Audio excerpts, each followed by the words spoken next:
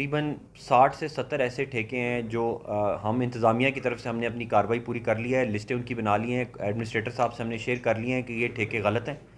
यहाँ तो आप प्राइवेट पार्टी को दें जो कि प्रॉपर तरीक़ाकार है, जैसे सर्कुलर रोड का प्लाजा है उसको आउटसोर्स करें, बाहर दें। दूसरा ये हमने फ़ैसला कर लिया है और इस पर हाई कोर्ट के भी ऑर्डर्स हैं कि सड़क के ऊपर हम पार्किंग की परमिशन नहीं देंगे। डबल पार्किंग जो है बिल्कुल बैन हो रही है। 18 रोड्स ऐसी हैं जो सिंगल रोड हो जाएंगी, कुछ रोड्स ऐसी हैं जो ज़ीरो पार्किंग पे चली जाएंगी। जिना रोड के ऊपर क्योंकि जगह की कमी है तो अभी हम सिंगल पार्किंग की इजाज़त देंगे, लेकिन अभी आपने देखा होगा कि लोग डबल पार्किंग भी कर रहे हैं। तो वो काफ़ी हद तक हमने उस पर एक्शन शुरू कर दिया। और सड़क के ऊपर जो taxi stand, motorcycle stand, cycle stands बने हुए हैं उसका डाटा हमने इकट्ठा कर लिया है। इस टाइम कोयटा के अंदर 9.5 लाख मोटरसाइकिल है और ये ज़्यादातर जो मोटरसाइकिल्स आएंगे हमारे बैंक के एम्प्लॉयज़ हैं या हमारे बड़ी बड़ी मॉल्स के एम्प्लॉयज़ हैं। हमने उनको फाइनल नोटिस इशू कर दिया है डीसी साहब की तरफ से बैंक्स को कि वो अपनी वो सड़क के ऊपर पार्किंग उनको इजाज़त हम नहीं देंगे।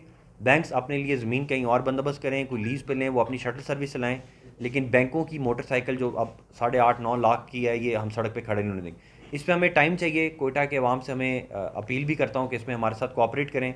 तो इंशाल्लाह आपकी जितनी बड़ी ये सड़कें हैं इनका जितना मसला बगैर हुकूमत का ख़र्चा किए जो हल हो सकता है वो हम ज़रूर हल कर देंगे।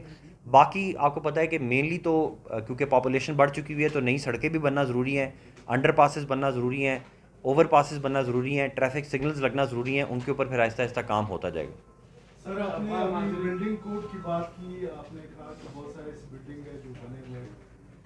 मेरे ख्याल में कोई भी ऐसी बिल्डिंग नहीं जो मेट्रोपॉलिटन के परमिशन के बगैर बना हो, लेकिन आपको भी पता है कि वहाँ जब तक आप पैसे नहीं देंगे आपको एक फ्लोर का भी इजाज़त नहीं मिलता है। तो वहाँ जो ये माफिया एक वहाँ बैठी हुई उसके खिलाफ भी कोई एक्शन हो रहा है या नहीं होता? देखें, शहर के अंदर जो बिल्डिंग्स हैं उनके बहुत मुख्तलिफ़ किस्म के मसाइल हैं।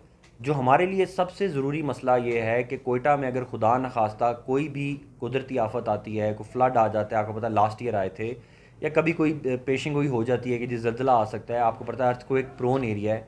तो सबसे पहले तो वो बिल्डिंग्स जो बोसीदा हालत में हैं उनका स्ट्रक्चरल टेस्ट भी पास नहीं है, जो नाले के ऊपर या कारेजात के ऊपर बने हुए हैं, ये कारेज जो होती हैं इनके ऊपर बने हुए हैं, इनका तो गिरने का फौरी चांस होता है कि ये तो 5 रिक्टर 6 रिक्टर स्केल या खुदा न खास्ता कोई दहशतगर्दी का वाक़या हो जाए। तो पहला टारगेट तो हमारा ये है कि हम इन बुसीदा बिल्डिंग्स, टूटी हुई बिल्डिंग्स जो लाइफ थ्रेटनिंग सिचुएशन में उनको हम सील कर रहे हैं। ये हमारा नंबर 1 है।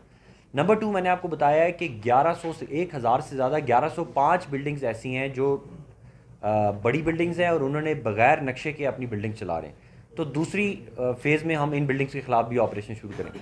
थर्ड फेज़ में वो हैं कि जो बिल्डिंग है उसका नक्शा पास नहीं होना चाहिए था, फिर भी उसको परमिशन मिल गई है। वो क्योंकि हमारा डिपार्टमेंट का इंटरनल मसला है, इसके ऊपर एंटी करप्शन की जो कमेटी है हमारी डिवीजन लेवल पे, उसकी मीटिंग बुला ली गई है। इस पर ऑलरेडी नैब भी काम कर रहा है, एंटी करप्शन वाले भी काम कर रहे हैं। एंटी करप्शन के साथ मिलकर जो हमने अभी कार्रवाई की है उसमें 8 बंदे अभी हमने रेवेन्यू डिपार्टमेंट से भी अरेस्ट कराए हैं 2-3 दिन पहले।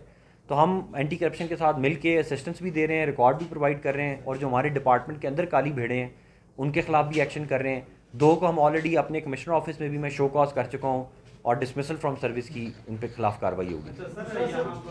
दूसरा ये कि पटेल रोड पे जो हॉस्पिटल्स है